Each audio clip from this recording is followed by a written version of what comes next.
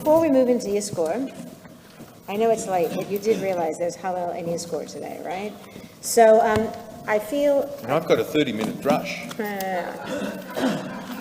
I do not have a 30-minute Drash. In fact, I don't have a Drash at all. But You see, there is a God. Oh, did I say that? So but I do want to do, because it is Simchat Torah, and I think it is really important to honor the Torah, and we're not going to go around and read and do the whole thing. So instead, for those of you that are here, those of you online, apologies because you're not here, but for those of you that are here, what I want to ask you, this is going to be a little bit of a participatory thing, so it could be 30 minutes, it all depends.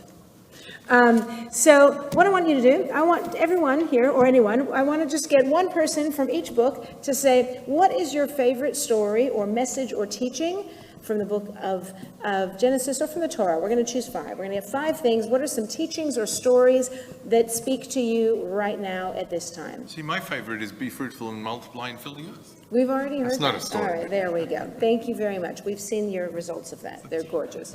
All right. So what's your favorite, what's a message in the Torah story that you like? What's a story you like the best? The whole Torah. That's a cop-out. Why the whole Torah? Yeah. I'll come back to you. I'm going to give you some time to ponder on it. Why, what is it about it?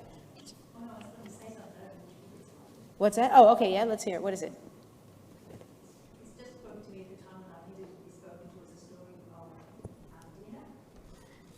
Yeah, the story of Dinah and Shechem. It's from the book of Bereshit. It's from the book of Genesis, right? When Dinah, what about the story of Dinah? That she didn't have a voice. So that's amazing. So you took on her Hebrew name so she didn't have a voice. So Dinah, right, was the 13th child that never gets mentioned, really, except for when she was raped. That's where she got a voice. That's where she got a name and a voice. But again, her name, Dinah, was based on the judgment of what happened, and her brothers went and defended her honor.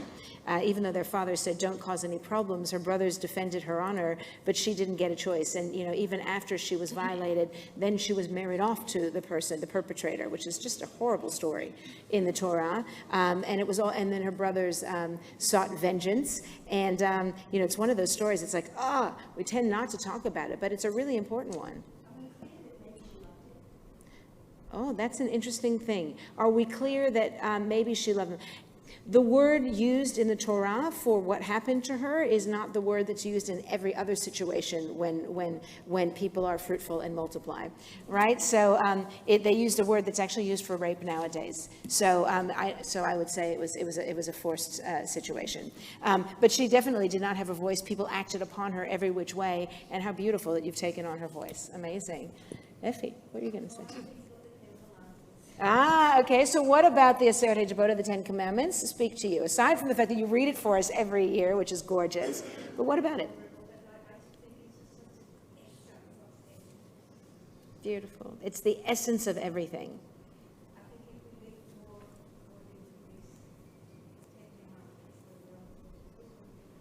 If we live more according to the Atzeret, the world would look different if we did that.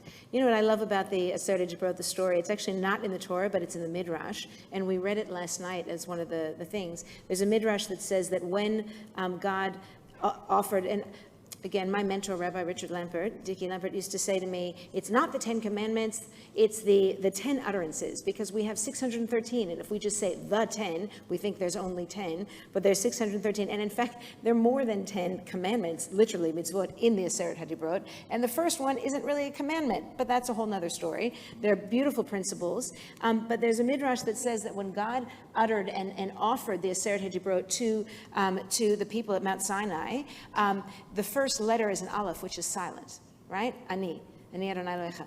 So that silence, it says not a bird chirped, not a butterfly flapped its wings. Literally everything just stopped. It's like God pushed pause. Let's just stop, have a dramatic moment before what's about to happen. I just think that, to me, I love it for the drama of it all, because I like dramatic stuff. But the drama of it all, it's like, let's just stop and take this on. Because if we just keep going and learn and learn and learn, there's no moment to stop and make a a situation. So let's get ready to receive something really, really important. Okay? Good. Bereshit, Exodus. Let's see if we can get anything from Leviticus. But yeah, okay. No, I was going back to Exodus. That's okay. Let my people go, because it speaks of freedom. And freedom is not just about imprisonment, it's also freedom of the mind, freedom of expression, the liberties that we have in life. Beautiful. That is there in democracy, that we all treasure, that we all benefit from in this country. Beautiful. Thank you. Saul, for those of you online, let my people go is what he said. I'm sure you were singing it in your head. But that it was really about a sense of freedom, and that freedom is the essence to it all. Freedom of expression, freedom of thought, freedom of everything, which is the essence of democracy. It's the essence of allowing us to just be and exist in this world. So thank you, Saul. Yeah? Just alongside that, one of the main principles of my Judaism is by looking out for the stranger, because we Muslims. Beautiful, right? Looking out for the stranger, one of the principles of your Judaism, which comes from it, right? Care for the stranger, right? We were all strangers in the land of Egypt. Absolutely. The freedom that good health gives us. The freedom that good health gives us, yeah. And we kind of only know it by the opposite, too. Yeah. You will be holy because I am your God. Oh, thank you. We're now moving into Vayikra, right? You will be holy because I, Adonai, your God, am holy, right? Why does that speak to you? It governs every single movement and every single thing in earth and of your day, and the deepest essence that you can try and look for. Beautiful. It governs every single day and every single purpose and everything that you do, that we all do, because it gives you that sense of purpose, that sense of connectivity to the sense of holiness, reminds you of why you do what you do, why we're here, why everything is here. Beautiful. One of the stories I like in Vayikra, which I usually, it's a hard book to find good stuff in, but the story of Nadav and Avihu, when they get zapped and killed by lightning, or by God's divine intervention, because they're offering this, Eish Zara, this strange fire. Were they punished? Was it an accident? Were they overzealous? Were they arrogant? I don't know, but it just reminds me that things happen in the world that we don't understand and that don't seem fair. And we try to give a reason, even if we don't know what it is. And to me, that just reminds me that that's just something that happens. And it's hard to accept, but it goes far, far, far back. And we just have to move forward, which is what they did do. Okay, Bamidbar. Let's see. Anyone else have a story? Yeah?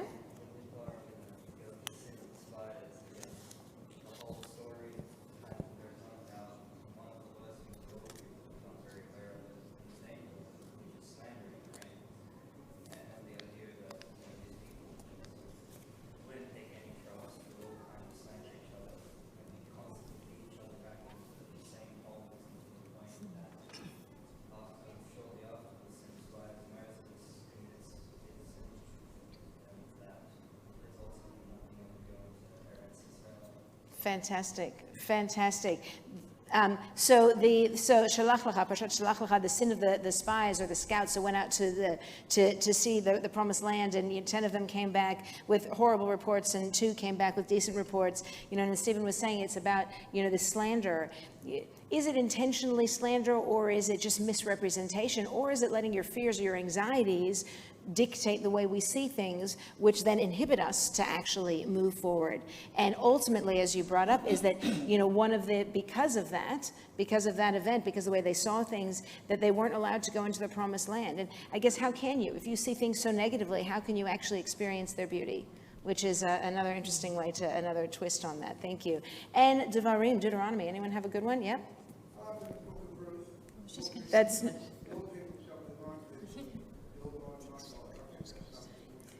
That is a beautiful thing, not in the Torah, but from the Torah, is in terms of Jewish teachings, right? The book of Ruth is in the Tanakh, the part of Tanakh, right? Is in the Ketuvim, in the book of Ruth. Your people shall be my people, your God shall be my God, right? So that's an important one, absolutely. Anyone else? Anyone have anything from Deuteronomy? Yeah.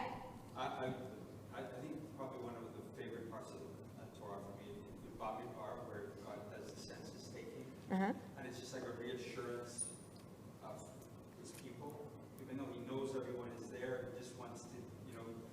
Nice. count to reassure that all of the people are there. And as a kid, when I used to hear that, in shul, I used to relate it to me counting my hockey cards. So I would just I'd go home, I'd mix up all my hockey cards and I'd just count them, knowing all of them are there.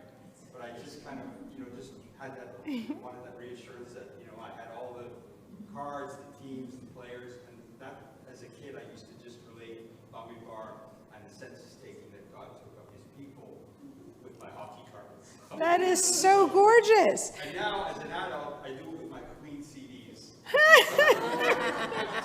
That's hilarious.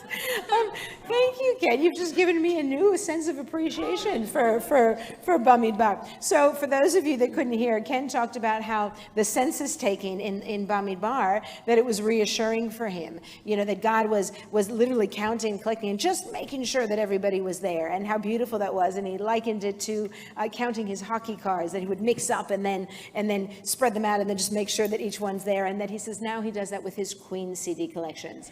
So that is hilarious. But I love that the counting is to be reassuring. Anyone have anything from Deuteronomy at all, or no? Or you just have something? Well, yeah, I'm not sure. It's okay. what Yeah, book go it's ahead. from. About Tamar. That just keeps coming into my head. Like I thought, whoa, a very powerful woman. She'd been done wrong, and she had a plan, and she instituted a plan. It was very powerful, very gutsy, and it worked. Awesome. Back in interesting, the two women that are mentioned today from the book of Genesis, Bereshit, the story of Tamar. Tamar married Judah's youngest son, who died, and then according to the Jewish law, she was supposed to marry the next living relative, like the brother, and the brother wasted seed, and then there was another brother who died, and so she didn't have a child in the name of her deceased husband, and so she took matters into her own hand because nobody got around to actually looking after her needs and what was owing to her and right, and so she dressed up as a prostitute, seduced the father of her husband. We'll talk about that another time. And then got pregnant, and then everyone denied, and then they criticized her for getting, how could she? She's a widow. And then she sneakily said, because he didn't have any money, so whose ever staff and cloak is this? That is the father of my child. And Judah, who we are named after, by the way, just saying, right? The Jews from Judah, the tribe of Judah, eventually owned up and said, okay, that's mine. Nobody gave him a hard time for being with a prostitute, but that's okay. He did own it and realized that she is actually the most worthwhile woman, and praised her for doing what she needed to actually continue on the tradition. So very gutsy, very an interesting approach to that. All right, in the lack of Deuteronomy, of anyone saying anything from Deuteronomy? Oh, yeah. Is the Song of the Sea, is that in Deuteronomy? That's earlier. No, that's in Exodus. Exodus. Yeah. That's okay. Yeah, it's not Deuteronomy, I'm sorry. That's okay. Just really makes me think today, in the Song of the Sea, it talks about God being Ish Milchama, a person of war, a man of war. There's a lot in the Torah, all through the Torah, which talks about us fighting and us standing up for ourselves. We love the peace, the love, the harmony, all of that side of it, but we very rarely talk about the things that make us uncomfortable, which is the times that we fight, that we kill, that we stand up for what we have to, and it's really uncomfortable. It's really not nice. It's not the sort of people that we want to be, but sometimes we have to be. And especially thinking about that today being Simchat Torah and what happened a year ago on Simchat Torah. Amazing. Yeah. When you need it, it yells at you. Yeah. So two different ideas here, but you've got the connected, I see that, but the idea of, the Shirat Hayam, the Song of the Sea, when you talk about the Ish Milchama, the man of war, and that there are things in the Torah that we don't like that make us uncomfortable, and yet we still have to deal with it. And, when you talk about tzedek tirdof, pursuit of justice, sometimes there's a time that you have to do it. But I have to be honest, there are times in the Torah that it is not a pursuit of justice, and there are things in the Torah that really really sit uncomfortably, certainly in our day and age. And, what do we do with that? And I guess, like I said to earlier with one of the other comments, that there are things in the Torah, and this is what I love about the Torah, is that we're not perfect. Like, our heroes are not like super strong or super fast or can make, freezing stuff come out of their body or spider webs. But, our heroes are fallible, and they do some pretty not great things, but then they learn from it, and we learn from it. And that there is milchama, and like when Abraham, passes off his wife to be his sister to save his own hide, that really sits uncomfortably with me, doing it twice. And then his grandson did the same thing, really sits uncomfortably with me, but then we don't see that happening again. And so there are things where people are, the whole issue of homosexuality, the issue of so many things sit uncomfortably, and yet we have to deal with it. And so when you think about what happened a year ago, today, it sits uncomfortably with us. You think about what Israel's doing, you think of, and for many it sits uncomfortably with. For many it doesn't, but for many it does, even if it's justified. We don't want to have to do it, and sometimes we have to. And it reminds us, like I spoke on Rosh Hashanah, we have to sit with that tension, and it's there over and over again. So Michelle won't absolutely kill me. I'm going to end. Actually, you can end. Oh, no, I'm not. Yeah, okay, but it's on you, just so you know. In Deuteronomy, doesn't it say about leaving the parts of your field? So for the Thank you. Right, tzedakah. I feel that's very important to leave. It is beautiful. In Devarim and Deuteronomy, it talks about leaving the four corners of the earth for the poor, the homeless, the widows and the orphans, so they have no one to look after them, to be able to feed and look after those who are less fortunate, which is really good.